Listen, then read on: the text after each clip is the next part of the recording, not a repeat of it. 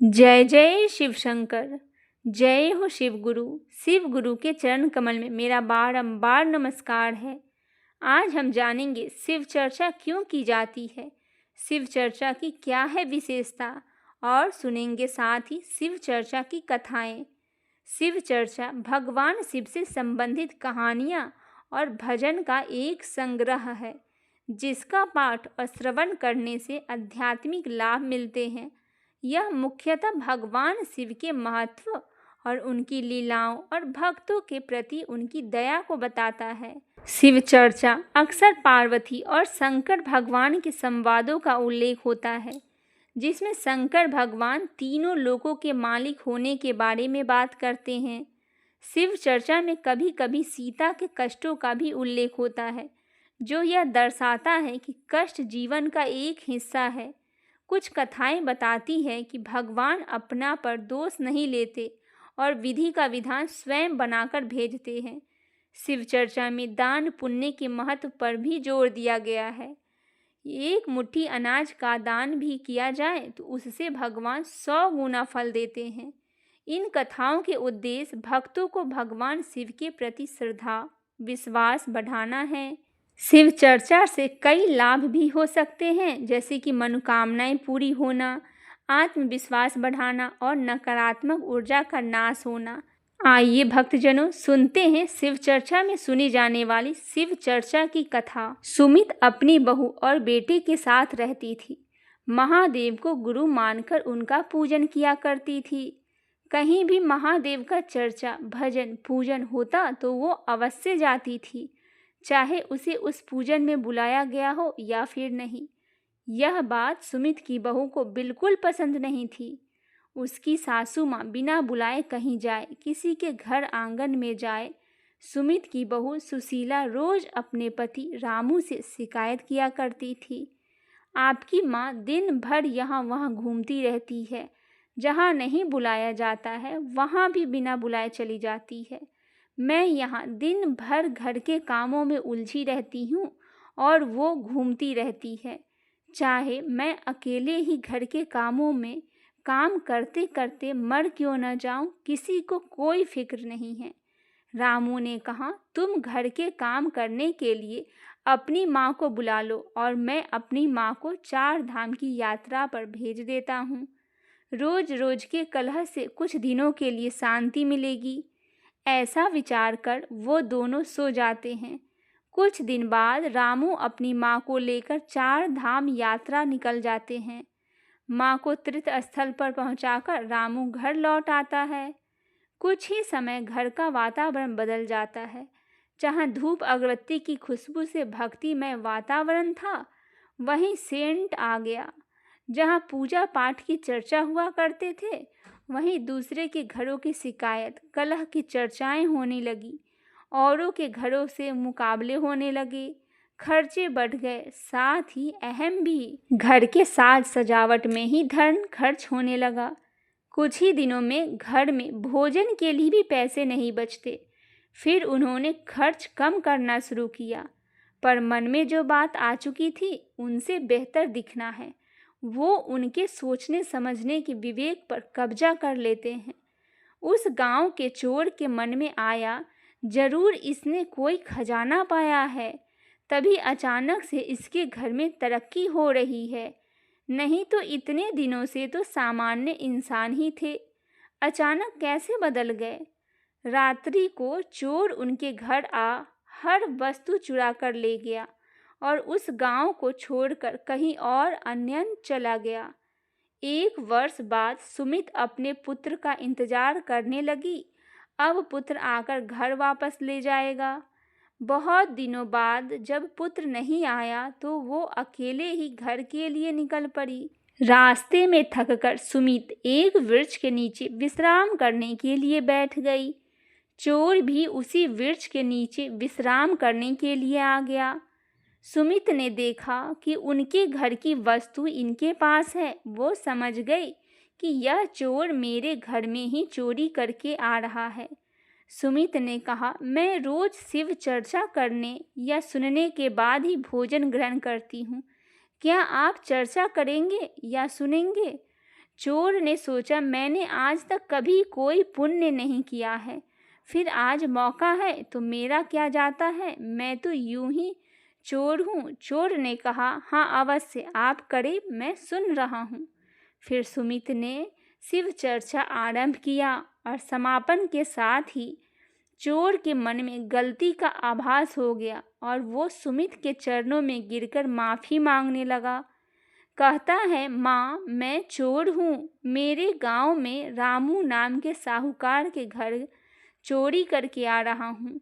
आपके द्वारा सुनाई शिव चर्चा सुनकर मेरे मन में यह एहसास हुआ है कि मैं गलत हूँ। मैं धन वापस करके महादेव के चरणों में खुद को समर्पित करना चाहता हूँ। सुमित ने कहा, तुम मेरे घर चलो और घर छोड़कर तुम साहूकार के घर चले जाना।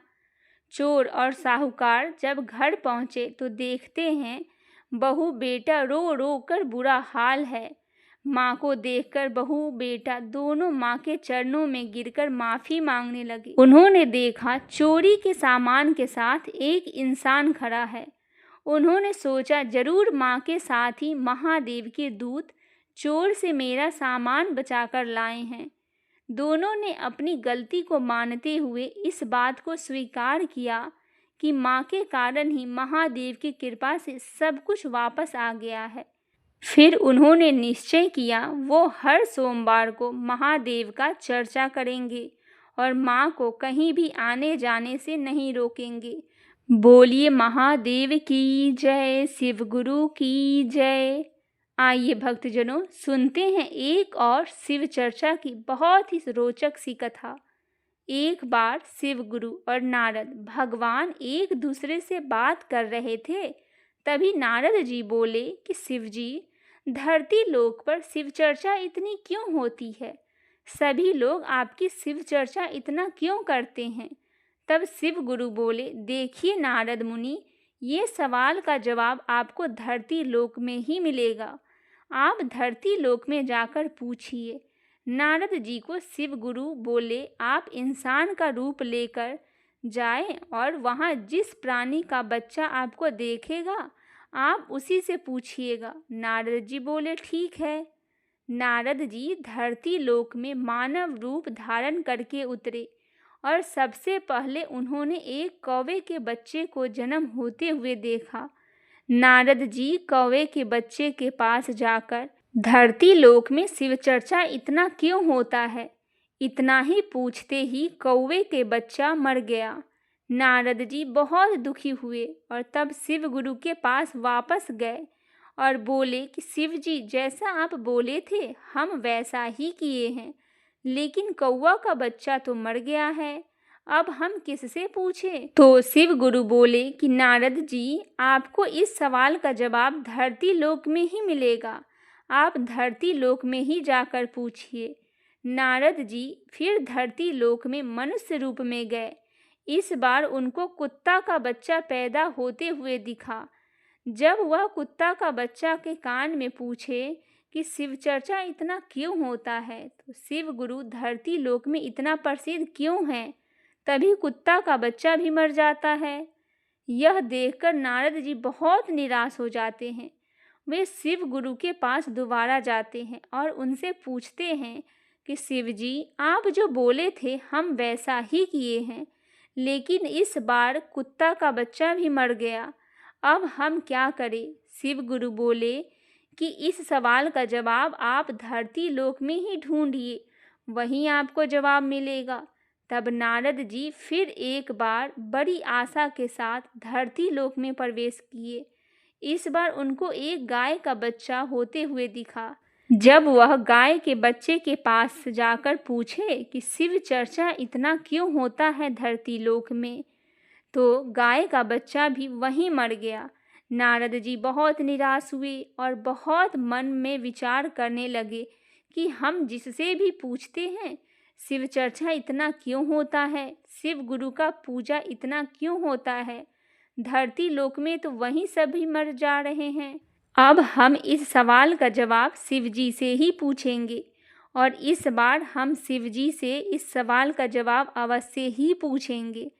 नारद जी, शिव गुरु से अब इस सवाल का जवाब आपको देना ही पड़ेगा। नारद जी बोले कि हम जिससे भी यह सवाल पूछते हैं वह मर जाता है। अब इस सवाल का जवाब आपको ही देना पड़ेगा। शिव गुरु बोले, नारद जी, इस बार आपको निराश नहीं होना पड़ेगा। आप जाकर दोबारा धरती लोक में पूछिए, वही आपको जवाब मिलेगा। इस बार आप निराश नहीं लौटेंगे। नारद जी बहुत आशा और विश्वास के साथ दोबारा धरती लोक में कदम लिए। इस बार उनको एक महल में राजा का बेटा जन्म होते हुए दिखा। राजा का बेटा बहुत सालों बाद जन्म हुआ था। कम से कम 5-10 साल के बाद उनका एक बेटा हुआ था। इसीलिए राजमहल में बहुत भीड़ और बहुत धूमधाम हलचल भी हो रही थी। सभी लोग राजा को बेटे को देखने के लिए इच्छुक थे। राजा के दरवाजे पर सैनिक पहरा दे रहे थे। तब नारद जी एक ऋषि मुनि का रूप धारण करके राजा के महल के पास पहुँचे और दरवाजे पर आए। नारद जी ऋषि मुनि का रूप धारण करके आए थे। वह सैनिक से पूछे कि सैनिक जी, राजा के महल में इतनी भीड़, इतनी हलचल क्यों है? सैनिक बोले कि आपको नहीं पता कि राजा का बेटा बहुत सालों के बाद हुआ है, इसीलिए इतनी भीड़ है। ऋषि मुनि बोले कि क्या मैं राजा के बेटे को देख सकता हूँ? मुझे भी उसको देखने का मन हो रहा है। अभी सैनिक ऋषि मुनि को मना करने लगा और वहाँ से जाने के लिए कहने लगा। ऋषि मुनि नहीं माने और वहीं पे खड़े हो गए। सैनिक विवश होकर राजा को बुलाया और बोले कि राजा, आपके दरबार में एक ऋषि आए हुए हैं और वे बच्चे को देखने के लिए बहुत जिद कर रहे हैं। राजा जी जल्दी से आए और ऋषि मुनि से बात किए। ऋषि मुनि बोले कि राजा जी, हमको आपके बेटे को देखना है। राजा जी मान गए और राजा जी उन्हें अपने बेटे को देखने के लिए अनुमति दे दिए। जब राजा और ऋषि मुनि एक साथ बच्चे के कमरे में पहुँचे, तब ऋषि बोले कि राजा, हमको इस बच्चे से थोड़ी देर बात करनी है। राजा चौंक कर बोले कि ऋषि, यह बच्चा तो अभी 2 घंटे पहले ही हुआ है, इसको आप क्या बात करेंगे? ऋषि मुनि बोले कि देखिए राजा जी, हम इस बच्चे की तलाश में यहाँ पर आए हैं। हम इसके कान में कुछ कहना चाहते हैं। राजा बहुत सोचने के बाद बोले, ठीक है ऋषि मुनि, आप इस बच्चे को अकेले में बात कर सकते हैं। अभी राजा अपने सभी सैनिक और सभी लोगों के साथ कमरे से बाहर निकल गए और कमरे का दरवाज़ा बंद कर दिए। नारायण जी अपने असली रूप में आकर बच्चे के पास जाकर बच्चे के कान में बोले कि धरती लोक में शिव चर्चा इतना क्यों होता है, शिव जी की पूजा इतनी ज़्यादा क्यों की जाती है। तब वह बच्चा उठकर बैठ गया और बोला, नारद जी, आप यह सवाल जब हम कौवा के रूप में जन्म लिए थे उस समय हमसे पूछे थे। उस जन्म में भी हमको मुक्ति मिल गया था। जब हम कुत्ता का रूप में जन्म लिए थे उस समय भी आप यही सवाल मेरे कान में पूछे थे और उस जन्म में भी हमको मुक्ति मिल गया था। जब हम गाय के रूप में जन्म लिए थे, जो मुक्ति जन्म कहलाता है, उस जन्म में भी आप मेरा कान में यही सवाल पूछे थे और उस जन्म में भी हमको मुक्ति मिल गया था। 3 जन्म के मुक्ति मिलने के बाद हमको इंसान के रूप में जन्म मिला है, क्योंकि आप जन्म के साथ मेरे कान में शिव गुरु का नाम लिए थे, इसीलिए तीनों जन्म में बहुत आसानी से मुक्ति मिल गया। इसीलिए चर्चा इतना होता है। यह सुनकर नारद जी का रोंगटा खड़ा हो गया और नारद जी चौंक गए। बोले, हर हर महादेव, जय शिव गुरु।